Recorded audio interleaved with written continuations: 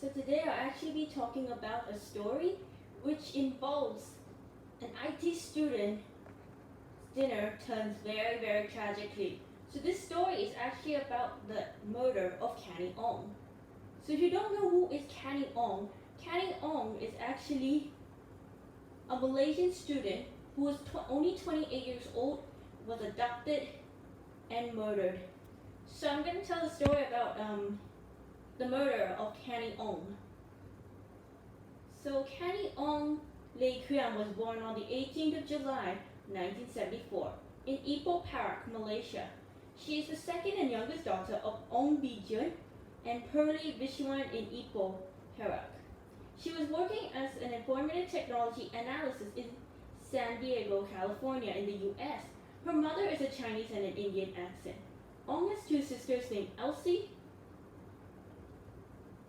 Ong Li Shun, and Ong Li Xuan. Ong was a dutiful daughter and considerate. So when Canny Ong apparently went to study in the University of the US, she studied economics in Hawaii. She married her American husband named Brandon Ong in Los Angeles. When they seek employment, they were married in 2001. Brandon was born to ethnic Chinese parents in Singapore. He immigrated to the US more than 20 years prior to his wife's murder. Together, the couple had settled in San Diego.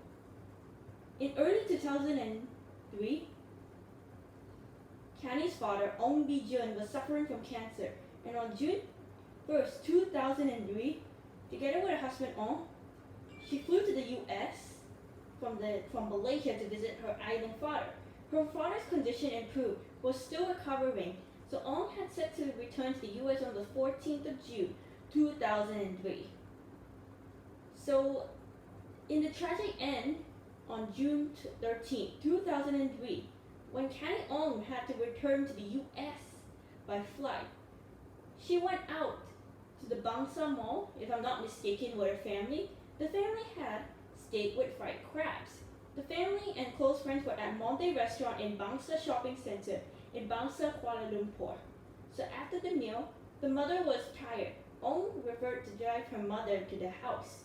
She continued with the farewell party. So when Ong returned to the car to the basement to pick up the parking ticket, Elsie and her mother had noticed that her sister never returned. She was being abducted by Ahmad Najib bin Aris.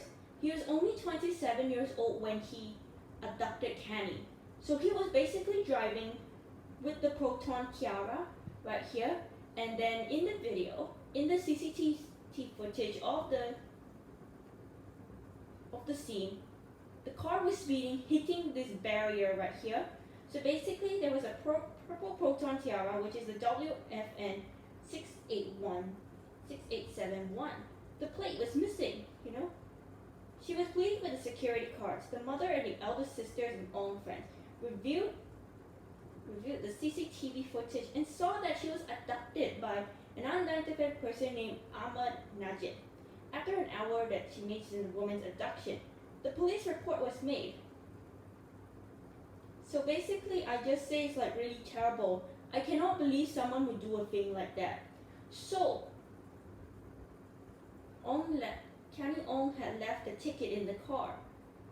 She told her sister and her mother to wait in the parking lot, but Canny never returned. So she was kidnapped by Ahmad Najib. He was only 27 years old. So in 2016, Ahmad was actually hanged for his crimes for the abduction and murder of Canny Ong. So basically what happened is a construction worker had actually saw a topless woman lying into the back seat. He mistook the pair as they were like having sexual activities. So basically he will see the Proton Tiara once again, and eventually it was ASEAN that stole Canny Ong's handphone from the car. He sold it. The police immediately arrested him, and the trial was actually a 27-year-old Ahmad Najib bin Aris. So eventually what happened is that there was a cloth around her neck, her hands were crossed over her chest, her legs were dangling out of the hole. So basically this was identified to be the murder of Canny Ong, you know. So eventually, Canny Ong's funeral was held in St. Francis Xavier Church on the 27th of June 2003. 500 people from the public had attended the funeral for their condolences, including some politics. Ong's family and friends were also present at that scene. So basically, I just say it's like terrible, and I cannot believe what this man had done. You know, like I cannot believe like what this man has seriously done to Canny.